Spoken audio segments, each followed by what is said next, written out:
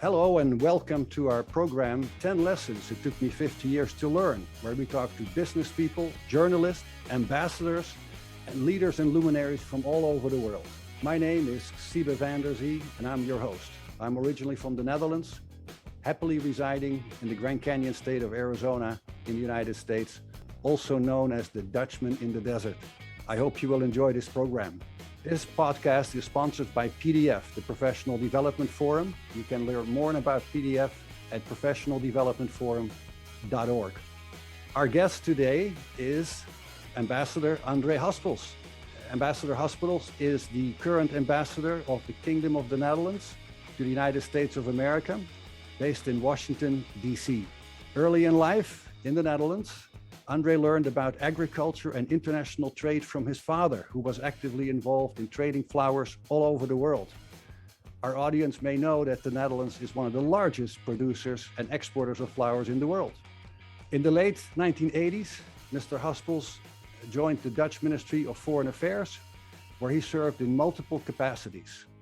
He became head of the political department at the Netherlands Embassy in South Africa, where, among other activities, he was involved in the setup of the South African Truth and Reconciliation Commission. Very important. Mr. Haspels then served as ambassador of the Netherlands to Vietnam and to South Africa, and as Director General of Political Affairs with the Dutch government in the city of The Hague in the Netherlands. In 2019, he became ambassador of the Netherlands to the United States, and you can learn more about Ambassador André Haspels on our website, 10lessonslearned.com. Welcome, Mr. Ambassador. Thank you very much for joining us. Great to be with you, Siebe. Of course, you and I have met before, both in Washington and recently in Arizona. It truly is a great honor to have you as a guest on our program, 10 Lessons Learned. In general, I'm curious, you have had such a global experience, and of course, now you're serving as the Dutch ambassador in Washington, D.C. since 2019. Just in general, do you have any thoughts, observations from this more recent experience over the last 3 years? Well, first of all, if I look back at my time in DC now, I should make a distinction between pre-COVID and during the pandemic. Because during the pandemic, theaters were closed, sports matches were not being played, there were no concerts. So life was very much different and the things that you can enjoy in Washington than during normal times. So I'm very happy that we can gradually go back again to the museums, to events, to meet with people, obviously, again in Washington as well. I think Washington is a great city to live. It is green. I like to run and to bike, and the city is great for doing that.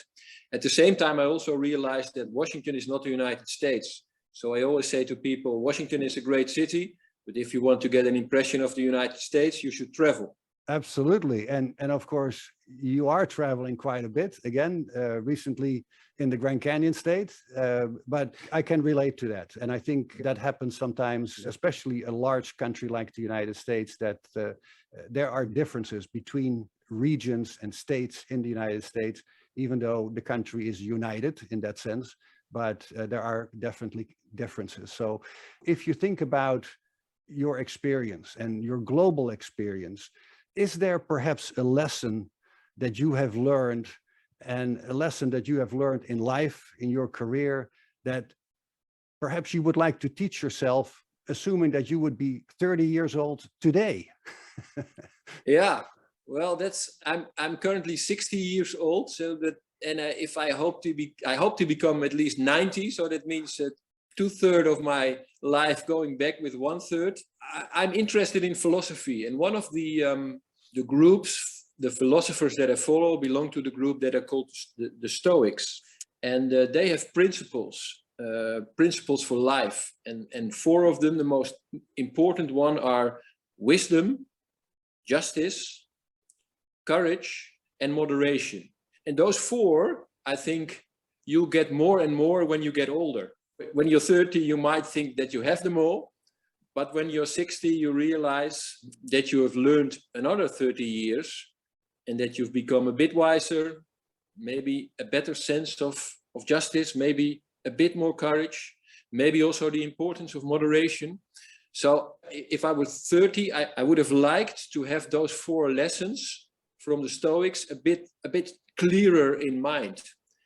But this is where it's all about, no? In life, you continue to learn, you feel inspired, and every time you take a little step, hopefully in the right direction. And I think, you need these years, you need to get older to become better. It's like wine. Yeah, absolutely. Now I understand. Now I'm kidding, of course. Yeah, that makes sense. Courageous is one of them. And I think once you get older, sometimes perhaps you are no longer as actively involved and say, well, that'll happen. I don't have to do anything. Is that, I don't see that with you. I'm not suggesting that, of course, but being courageous, do you think that that's going to increase over time? Yes, I think that increases. And I don't think I have the tendency to say, well, it's not my business anymore, or I get older, let the others arrange it or solve it. For instance, as a youngster, you might be impressed by authority, by ministers or heads of state or big business leaders or important people. But if you meet with them, you realize that they are normal people as well, that you have to engage with, that have their doubts, that have their weaknesses, that have their strong points. So I think you should develop the courage to not see them only as heroes or people that are high above your grade and that you should be afraid of. You should try to engage with them and try to learn from them. So have a courage also, if necessary, and I've done that in my career with ministers, to contradict them, to say, well, minister, I've heard you, but I think there is an alternative as well, and then explain it.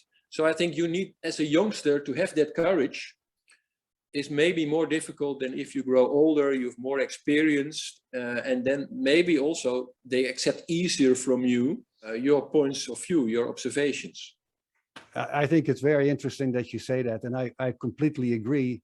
In a way, I would say we can talk about this the rest of our program, but we're gonna shift to the 10 lessons, because that is a very, very powerful point. And obviously there are some cross-cultural elements in that, right? As far as, does your culture allow you to be direct and speak up, etc. But that's a different topic, and maybe for our next conversation. I appreciate that.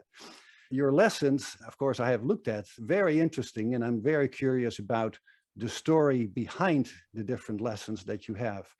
Lesson number 1, set achievable goals. What are your thoughts on that one? Well, I think as a youngster, at least speaking for myself, I had very strong idealistic objectives about changing the world and improving the world and, stop suffering human mankind, make sure that everybody has enough food, that the climate would improve, etc., etc. These are great goals that we should continue to strive for, but which are very difficult to achieve. Yes. So I've learned not to forget about these big goals. On the contrary, they should be your guiding lines and, the point on the horizon where you want to arrive. But at the same time, I'm not going to bring world peace. When I come home from my work and my children were young, they asked, Daddy, did you save the world today? Or did you bring world peace today? Yeah. And I said, well, I've tried my best, but it's difficult. But today, I spoke to an NGO who is trying to solve a conflict in Syria.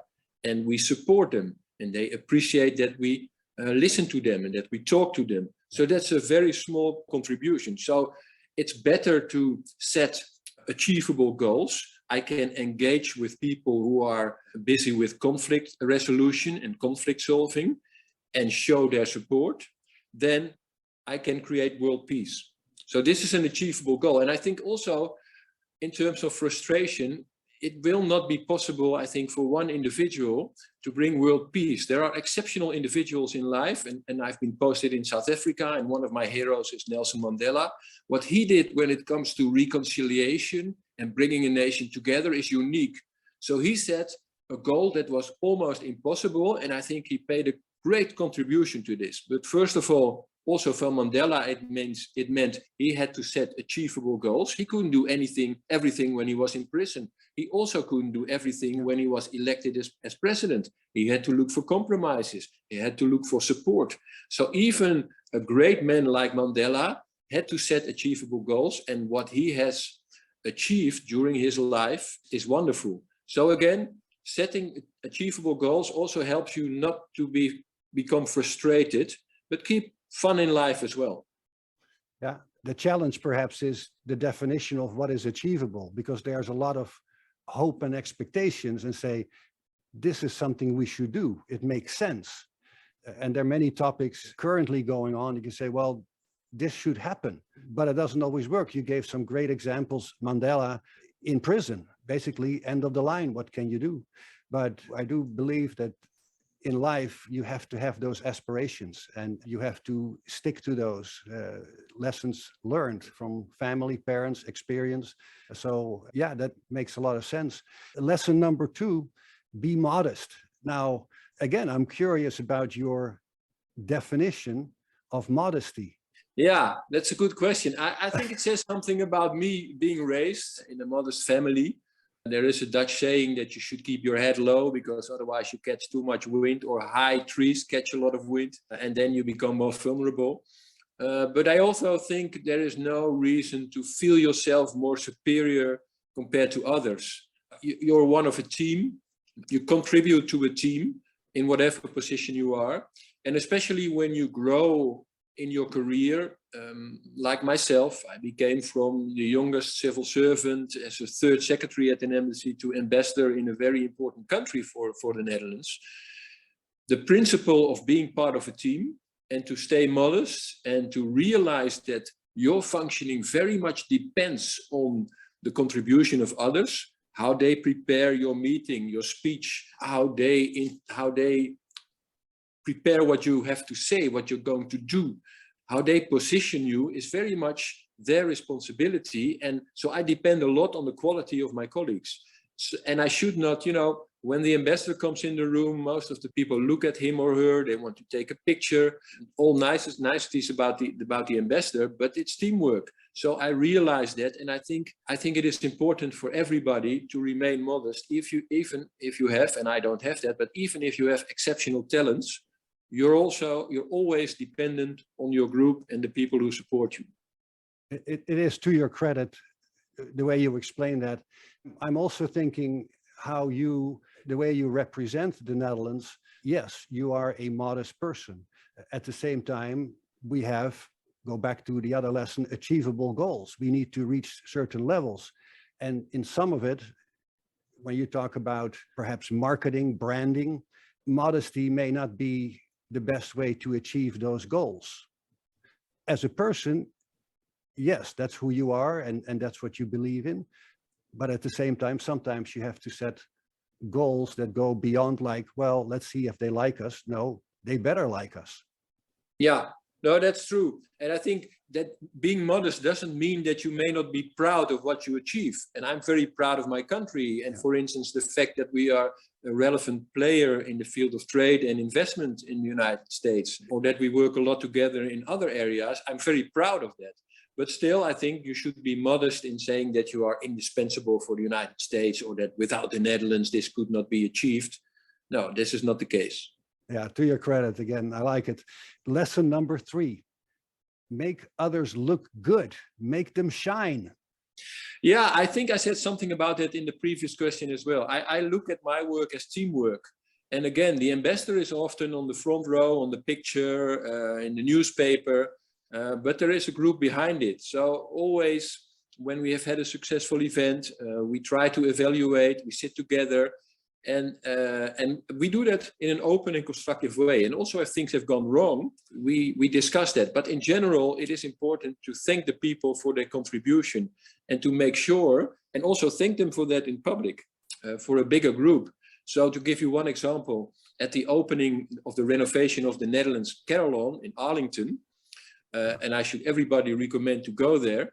We did that on the 5th of May. I was, as a token of appreciation by the National Park Service, our counterpart, I was awarded as honorary park ranger.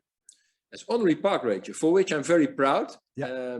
I have the title here, I have the plate, but it's of course not about me. So in my words of thanks, I said that I was very honored with the title, I will cherish it, but I only have received this title because of the work that others have done. So I think, so you mention it, there are other ways to celebrate if things go well. And I think that is very important, to recognize the contributions of others. And again, to remain a bit modest about your own contribution. Well said. When I think of what you just mentioned, as far as make other people shine, I know that's part of a Dutch expression, of course. Lesson number 4, give people trust and space. And I was thinking about that because how do you know if you can trust someone? You don't know, Siebe. You don't know. But my general consideration is that people are okay. So that is my starting point. I'm not suspicious. The general assumption is people are okay, they're qualified to do their job, and you can trust them. Sometimes that's not the case, obviously, but that's my starting point. So that means that you should rely on them, remain in contact with them. If they are responsible for a certain job, for instance, preparing an event, at the very beginning, sit together and say, this is what I more or less expect. What do you think? Can you do it? Are there any difficulties or challenges that we have to face? And if we agree more or less about the final product that has to be delivered, a successful event where we have enough guests and where we can make the Dutch position clear, then I'm not going to control every day if we are on the right track. We'll do it periodically, and I hope to create a kind of work atmosphere that if colleagues find that things are not going the right way, or they need my help because they cannot get somebody on the invitee list, or we have a financial problem that needs to be escalated to a higher level, then I hope that my colleagues feel free to contact me, to approach me and say, hey, listen, we discussed this, but this is where I'm running at now, and how can we solve it? So, so the basic principle is you give people space, you give them responsibility, you focus on the relation. And then in general, my experience, things go well. And my other observation is that even things do not go well, the crux of the matter is that you can learn again from things that do not go well. So something goes wrong. The first thing you do is damage control, make sure that it doesn't get bigger, And once that is done, you sit, you evaluate, and you try to avoid it going wrong for the next time. Are there, in your experience, any role models that you look at? You mentioned Nelson Mandela earlier, but are there individuals when you think of this topic, as far as giving people trust and space, that you say, this person I learned from, this is someone that does it? Where did you learn this from? Because obviously people don't just delegate. They want to have confidence that they're going to do a good job. Yeah. Well, I think I learned it from previous colleagues that I worked with, from previous chefs or ambassadors.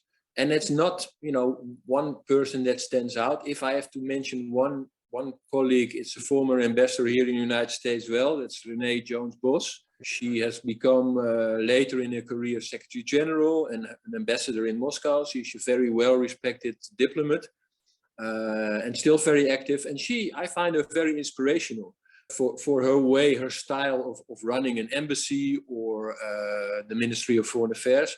But she was always approachable, and she always gave you the feeling that she trusted you, and that you were, okay, that you had the freedom and the space to go ahead. But she also always, gave the impression that if there is something, she was approachable.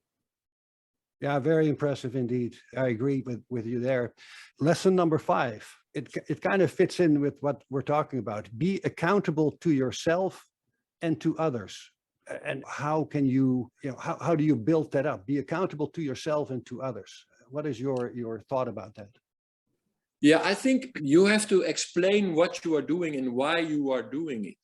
If you look at diplomacy and also foreign affairs, it's a broad subject. We discussed earlier about the almost impossibility to achieve world peace, but still we try to work on world peace, on better economic relations. But this is a very broad, faraway goal. So every time you have to ask yourself, what am I doing now? How does that relate to this macro objectives that we share? So you have to ask yourself that question, You have to discuss with the colleagues, is this what we have in mind? Does this contribute to our objectives? And again, it doesn't mean that you're going to achieve those objectives, but it's at least that what we are doing focuses on achieving those objectives in small and small steps. And I think being accountable, you know, there's a tendency of leaders, and the higher you get in the organization, that you feel that you don't have to be accountable because, hey, you're the boss and you can decide. That's not how it works. I would say, on the contrary, the higher you come into the organization, the more important it is to be accountable, to explain what you are doing and why you are doing this. So accountability for me is a very important aspect of leadership. I think that's so interesting, because I look at that at a, let's say, cross-cultural level. It fits with our Dutch culture. You are the ambassador. There are obviously people in all levels working for you at the embassy. You are, can I say, the boss. But what I hear from you, and no surprise to me as a Dutchman, as a person, you don't see yourself as a better person than other people that work for you. No, that's correct. And I also realize that it says something about the country where I come from, where we come from.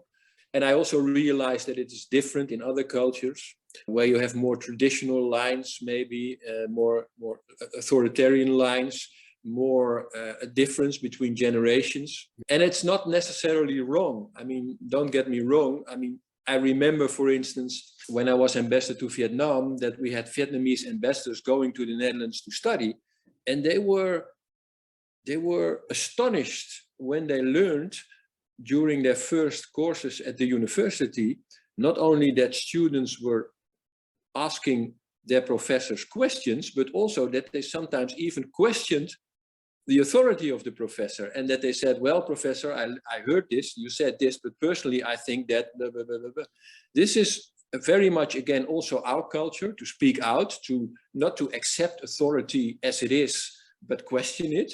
And then again, the authority has to be accountable. He has to explain why he makes this statement and how he sees that. And for Vietnamese people, this is a very different context, and we have to be aware of that. It's so interesting, and it brings a smile to my face, because it gets me in trouble. And I've been in the United States for a few decades, but sometimes I have to realize I can be, quote unquote, very Dutch. And, you know, that's not always appreciated. And I had to learn over time to be more careful, even though the instinct is to just say it the way you see it and be open about it. And the other person will say, well, I have a different opinion, but that's fine. Let's move on and let's have a nice glass of Heineken, for example. But yeah, interesting. And I want to mention, of course, to our audience that we are talking today with André Haspels, ambassador of the Kingdom of the Netherlands to the United States in Washington, D.C., sharing his 10 lessons learned. And we're very happy to continue with our lessons. We're going to lesson number 6. The circle of close family is highly important. I have a lot of thoughts when I think of that, but please share with us your thoughts. Yes, again, it comes back also to earlier lessons that we discussed, Siebe. It's easy to formulate high-profile objectives that you want to achieve, but I sometimes notice that people who want to change the world have problems in ensuring that their own family is running well and that their own family is happy. And personally, again, set achievable goals, one of our earlier lessons, means try to be happy with your family. And if you things that go wrong with your partner or your children, it is something that you should address. And then, you know, achieving world peace should be put aside, but you should focus on the question why your son is unhappy because you moved to a new country to be diplomat there and he has to go to a new school. Why is that? I mean, discuss that. Same for my daughters. I have 2 daughters, 2 sons, my wife. You know, they are also the core that when I come home from my work, that I find at home. And if they're not happy, I'm not happy. So it's a team, and you can, let's say, achieve your objectives in the family if you discuss with them, if you focus on them, if you do not neglect them and assume that they are also busy, because if I go to a country as a diplomat, I quickly can start working.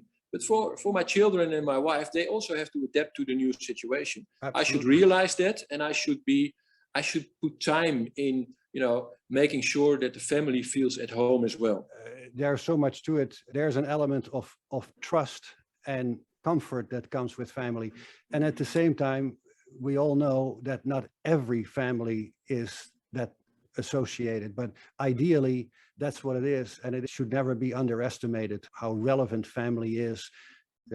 Yeah. Let me just give one more example, Siebe. Sure. Often younger diplomats want to discuss with me about the next step in their career. And then they always say, I would like to work at that country, or I would like to have that posting at the Ministry of Foreign Affairs. And that's it. But then I always say, listen, there's another aspect as well. It's not only about what you want to achieve as a next step. It's also, what is the position of your family? What does your partner want? Does he or she want to join you? Even if it means that he or she has to stop her career or his career. What do your children actually want? Do they want to join you because you want to go to South Africa, or do they prefer to stay at home? And what do you do, to explain why you would love the family to go for 4 years to the United States, to South Africa or the United States, and that you realize that for them it's also very difficult. So the point is here, do not only focus on your own career, but consider that every step that you make also has consequences for your family, for your partner, for your children. So that's why it's so important to invest in that. A very good point. And especially when you talk about expat assignments where you take the family to a different country. I remember on a consulting situation, we talked about that other than the employee, the family was the weakest link in the process.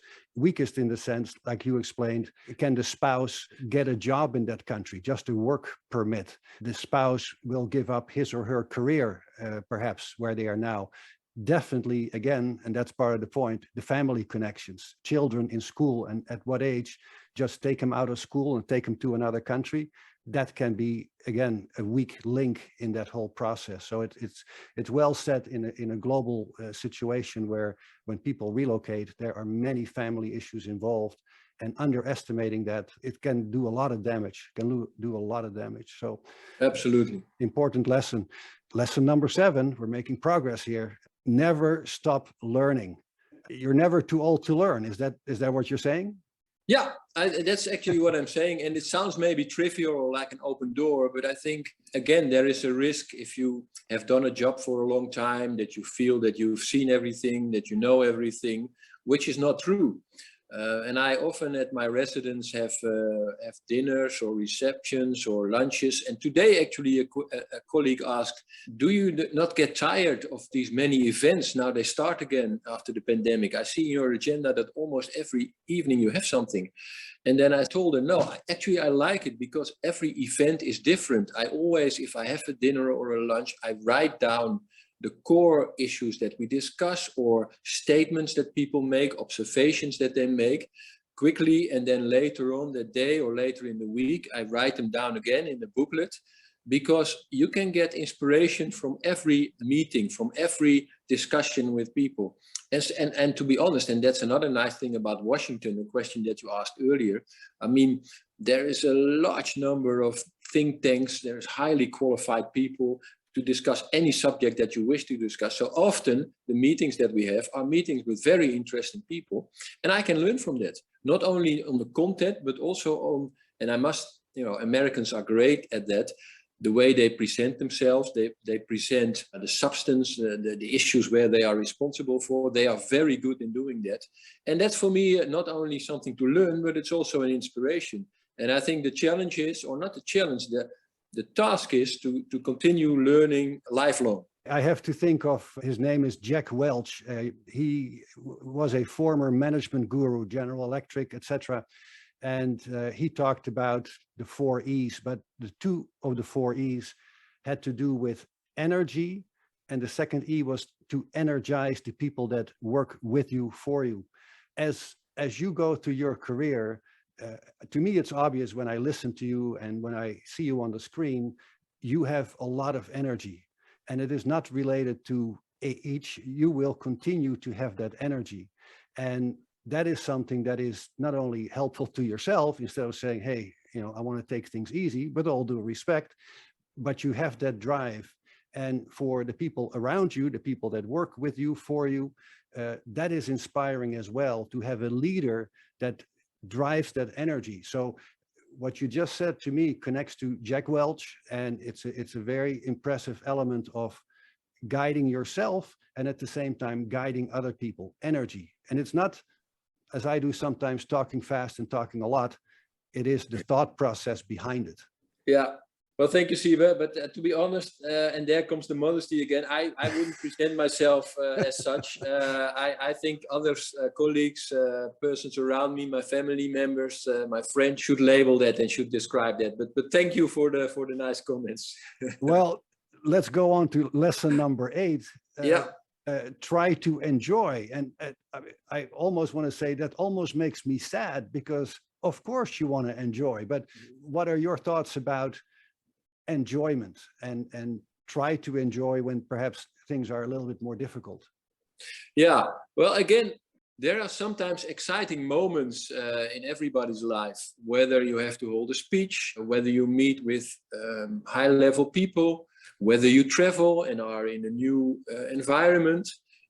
But sometimes we are too busy to realize that what we are doing can actually be very nice as well. The other day, I had a lecture at the International Student House in Washington, D.C. here, and I have my brother and his wife and his daughters and his son over, and his son asked, he's 20, aren't you nervous? Because there was a whole group of people waiting for you, and the way they announced you, and there was pictures being taken. And I said, no, I enjoyed it. I enjoyed the discussion. I enjoyed the questions. I enjoyed the fact that so many students took the opportunity to come over and to listen. So again, I think you should not spoil nice moments by being nervous or being uncertain or feeling uncomfortable. I try to enjoy everything that I do. And of course, it doesn't always work that way. You can have very difficult people to work with, or you can have an event where you sit next to a person who is terrible and where it's difficult to engage with. But still, the overall point of view for me, and my starting point, is whatever you do, enjoy it. And even, I run sometimes. I try to run 3-4 times a week. Especially in the morning. If you've had a long day and a late night, you still go up and you feel a bit tired in the morning when you get up. But once you start running, you start enjoying it. So it's maybe not something that you look forward at the moment when you start running, but then I say to myself, hey, listen, I'm running now, so I might as well enjoy it. So I think the core is, whatever you do, there are positive things in it. It's, again, an experience, and we'll discuss that later. And enjoy that. That's I think important. So don't let it be spoiled by others or by your own feelings, because you are in control of your own feelings, in my view. And I know that people sometimes say, yeah, that's easier said than done. I realize that, but you are in control about your own feelings, nobody else. So if you are nervous, it's up to you to change your nervousness and put that in a more positive energy, in a more positive attitude. You can do that. So do it. In some cases, people talk about a brain muscle. We all have brain muscles, right? You can prepare yourself for a difficult situation. And like you said, if you have to lift yourself up, many times people have that ability themselves. It's not based on other people or situations, but they have to, in that sense, get over it and bring themselves, take away some of the mental barriers. And yes, you want to feel good. I think it's helpful. It's not always the solution, because when people deal with very tough situations, it's not to say, oh, don't worry about it, everything will be fine. No, they're dealing with that heavy pain that they are dealing with, mentally or physically. But the goal is to get yourself moving forward and obviously enjoy it. Yeah, I agree, Siebe. And if I may add just one more thing, and you'll appreciate it as a Dutchman, I mean, there are certain things that you can control, like your own position, and there are things like you cannot control. And let me give you the example. You cannot control, if you are on a sailboat, that all of a sudden a wind starts blowing, a very strong wind. But what you can control is try to change your course and try to adapt your sail and make sure that you are in a different position and more favorable to the wind. So the strength of the wind you cannot control, but you can try to control your boat and try to find a different course. Yeah, good point. Good point. Lesson number 9, save your unique experiences. And I'm real curious about your thoughts about that. Unique experiences. Yeah, unique experiences, I think, as it says, are unique and you have to savor them. But that doesn't necessarily mean that they have to be grand experiences. So, okay, maybe you have the ambition one day to climb the Mount Everest, or even bigger. A unique experience would be to have a space flight or go to the moon. Those experiences are important. And a balloon flight, for instance, which I did once in my life, was unique. I don't think I will do it again, but I've had that experience and it was unique. So you should savor them. But unique experience for me are also about the daily things in life, the small things in life which happen at the hours that you tend to forget on a Saturday afternoon when you think nothing is happening while you're reading a book or having your cup of tea, enjoying the sunshine, having a conversation with somebody. These are all small things. Even, walking my dog and being together out in the woods here at Rock Creek Park is for me a unique experience. And the thing is, the importance is to recognize them and again, also to enjoy them. That's a very important point. And as you say, it doesn't have to be unique by a trip to the moon or something like that. But indeed, you go for a walk and you experience that situation. And I think many people in our audience can relate to that. You bring yourself to a level of satisfaction. And that is, of course, pretty ideal and sometimes a moment to relax and get your mind organized and you're ready to deal with whatever your work or life has to bring you. Absolutely. And it's also, if, for instance, if you have a young family, unique experiences can also be with, like we do often in the Netherlands, that going with your young children to a sports match on Saturday morning, because that's common in the Netherlands, that children go at an early age to their soccer club or their hockey club on their bike. And if you go there with your child, biking together, going to the sports field and seeing him or her play is a unique experience as well. And there's a risk that it becomes routine and that you're tired after a working week and that you say, oh, Saturday morning, we have to get up at 7 because he or she has to play at 8 o'clock. No, I mean, try to get the best out of it again. It's a unique experience. And before you know, they go on their own bike and they say, I don't need you anymore, Dad. You go ahead. I go with my friends to my soccer club. Isn't it interesting in life, I think for many people, that when we are children and kids and maybe teenagers, we are typically very self-centered. And as we evolve in life and have experiences, and especially when you have children yourself, grandchildren, they become so precious, so unique that they influence you and you put sort of that circle of life in perspective and say, wow, I want to help. I want to make sure they're fine, that they are taken care of in whatever way that means. Absolutely. I fully agree with you, Siebe. And it comes back to a few earlier lessons that we discussed, the importance of the family and the circle of the family. But it also comes back, for instance, to learning, that you can continue to learn. I give you one small example, a very personal example, but I was raised in a place called Uithoorn, and I always stayed in the elderly house where my father died in '86, and also my mother died in 2018. They bought the house when they were just married. My brothers were raised there, so it was a house which was very personal and very close to my heart.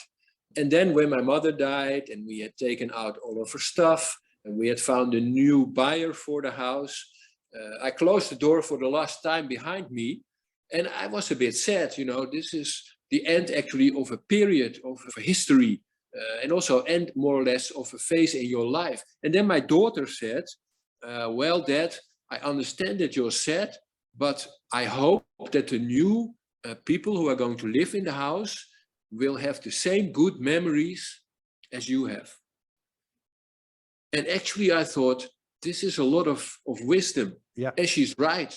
Yeah. You know, she's right in that. If people can have the same experience as I have, that's great. That's actually what it's all about.